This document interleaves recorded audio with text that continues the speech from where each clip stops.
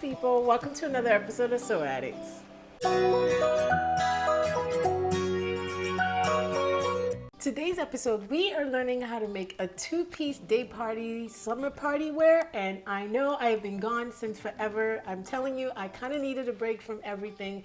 After grad school, I just needed to decompress a little bit. I actually took a trip to Mexico, which I did upload some vlogs about, by the way, if you want to check that out after this video. But yeah, I've been gone for so long because I just wanted to decompress, but now I'm back. You can't get rid of me that easy. So this week's tutorial is actually going to show you how to make a two-piece day party wear. Now it's summer, like we out here. It's summer, it's nice. We're going to all these day parties, night parties, morning parties, like everything. So what way to start and just enjoy the summer by creating this two-piece look. So for this tutorial, I actually used this pattern I got from Joanne. It's called V9320, very easy Vogue pattern. This pattern is freaking amazing. As you guys can see, I actually made this, but you can also make this if you want. It's basically the same thing, just a little simpler and with shorts, but I decided to go the long version and the one with the ruffles. So this pattern, super easy to put together, and this video shows you step by step. So this video is actually a two-part video. This one right now, this tutorial shows you how to make the crop top / bandeau part of this outfit, and I do have a second video showing you how to make the palooza pants. So I'm really glad to have you guys here on my channel today. If you haven't subscribed already, please make sure to hit down that red subscribe button, and let's just get started with our tutorial.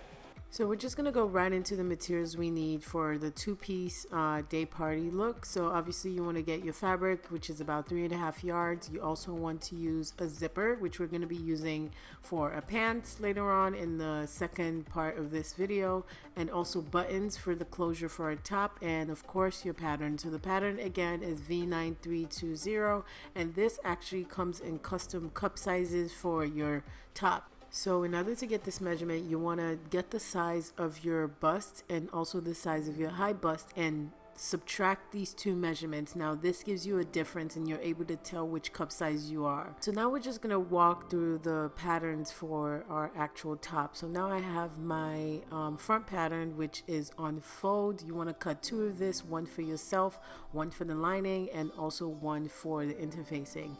Next pattern is our side front. You also want to cut two pieces, again main fabric, two pieces lining fabric, and two pieces for the interfacing fabric. And then we also have our back pattern, which is again two pieces main fabric, two pieces lining, and two pieces interfacing as well. Now we're also going to go into our side back, which is number 10. Now you want to do the same thing, 2, 2, and 2 interfacing. So have our pattern number 11, which is actually for the straps of the bra. This is just two pieces, no interfacing. And the 12th is also the flounce for the bra. You want two pieces as well, two self, two lining, no interfacing. Last but not the least is pattern number 13, which is also a big flounce. You also want to cut two pieces self again and two pieces lining, again no interfacing. So now we're just going to get started with putting the whole on top together. So now I have my side front, my back, and also my side back. So I'm just taking the pattern off my actual fabric so I can attach everything together. Now the first thing we're going to do is to actually separate the lining from the main fabric.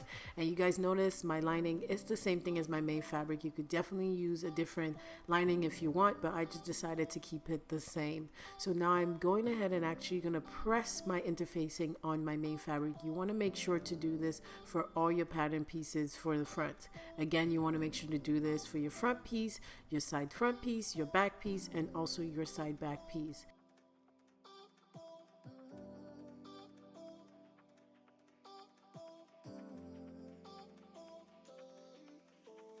So for our next step, I actually went ahead and pressed this with the iron, and as you guys can see, everything is nice and stiff. So now we're just gonna actually put our top together.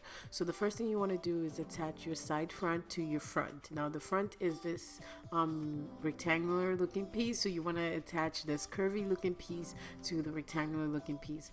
Now we're also going to attach our back to our side back. So our back is just going to face this direction, and then we're gonna attach our side back. Notice the thing you want to make sure is your back should actually have this curve going up, so you want to make sure to take note of that when you're actually sewing your side back and your back together. So after pinning this up, we're just going to sew that on our sewing machine.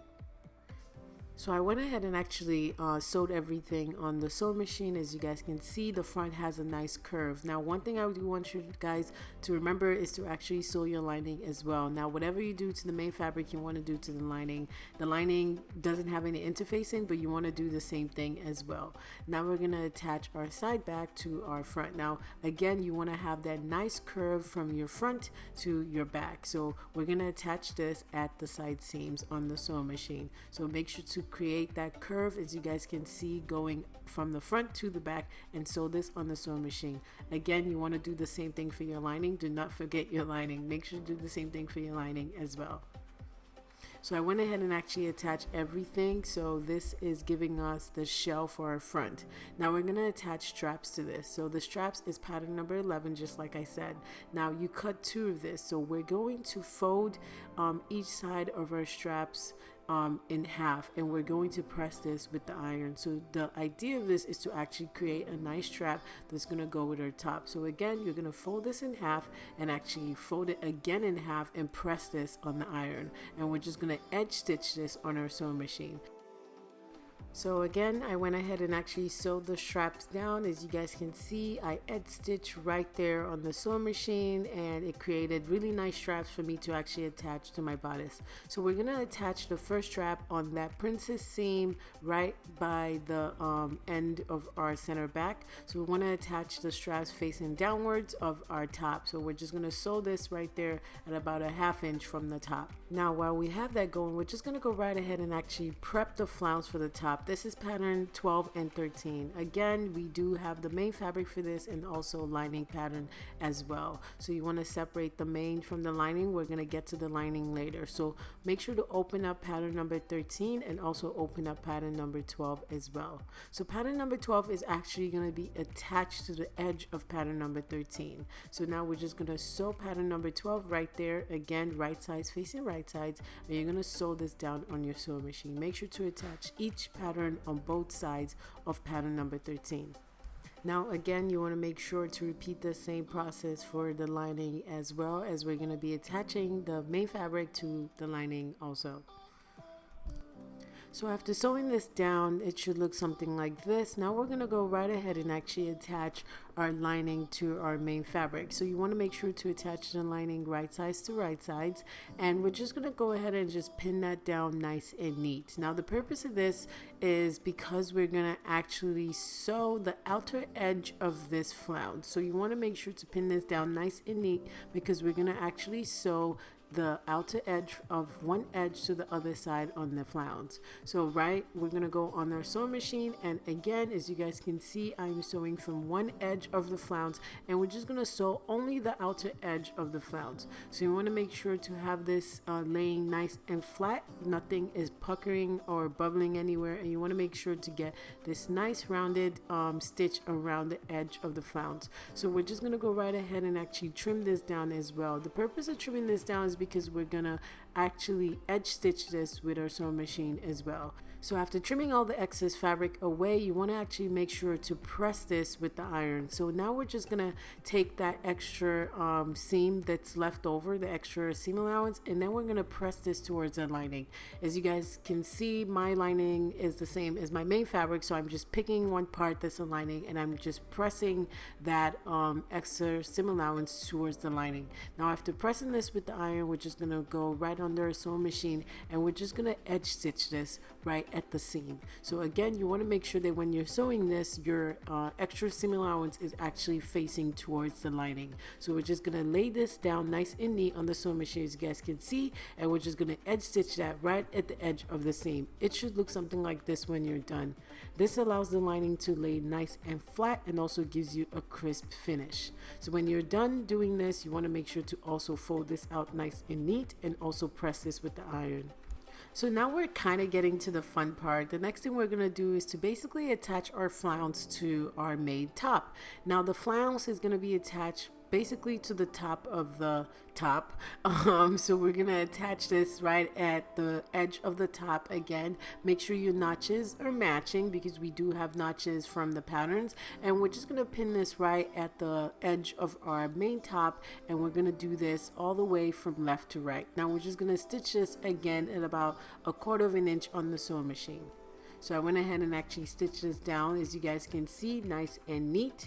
And the next thing we're gonna do is to actually close everything up with our lining. So the lining, again, you wanna make sure to place this right sides to right sides. And now one thing that's gonna be tricky is the straps. So the straps are actually gonna be shoved like into the actual top itself. Now we're going to pin this again, right sides to right sides, making sure that all the seams are matching up. And we're going to pin this all around the actual top. Now, one tip is to know that when you're sewing this, you want to make sure to not catch the straps. Now, the trick to this is we're going to sew all the edges around the top except this edge. So we're going to sew all across, just like this, across here, all the way down, and across here, but not here. Now the reason we're leaving this space open is actually to turn the top back to the right side. So we're going to sew this all around, leave that space open, and turn our top back to the right side. So I went ahead and actually sewed this all down and used that opening to turn our top back to the right side, just like I said, and everything should be looking nice and neat. Again, do not forget to keep pressing down, making sure everything is laying nice and neat. So the next thing we're going to do is to actually attach our straps to the front. Now the straps are actually going to be attached by hand sewing, so I'm just going ahead and actually pinning this down depending on the length you want. So I usually encourage people to try it on at this point to figure out exactly how long you want your straps to be, and when you figured that out, you want to make sure to actually attach this to the princess seam at the front, and of course just hand stitch this down as many times or as hard as you want, making sure that they're nice and steady.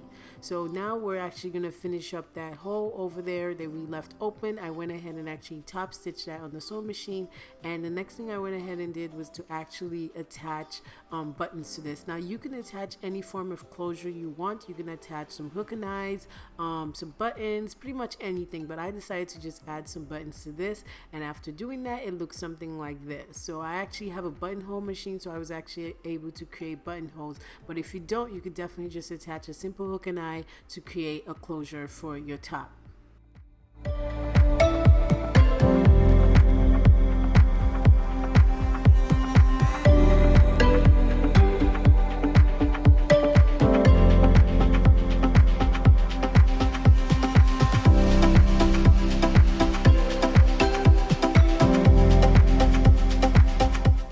So that is pretty much the end of this tutorial. I really enjoyed having you guys on my channel today. Again, this is a two-part video, so do not forget to check out the Palooza pant video showing you how to make the pants step by step. I really appreciate you guys being here. If you love this video, please give this video a big thumbs up. And if you have any questions or comments or suggestions, make sure to scroll down and leave me a couple of words. I really want to see what you guys are making out there. So hey, tag me on Instagram and all your awesome photos at DamiAde9KX. And one last thing, if you haven't hit the subscribe button already, make sure to hit that red subscribe button to see my awesome videos from me. And I hope to catch you awesome sew addicts next week.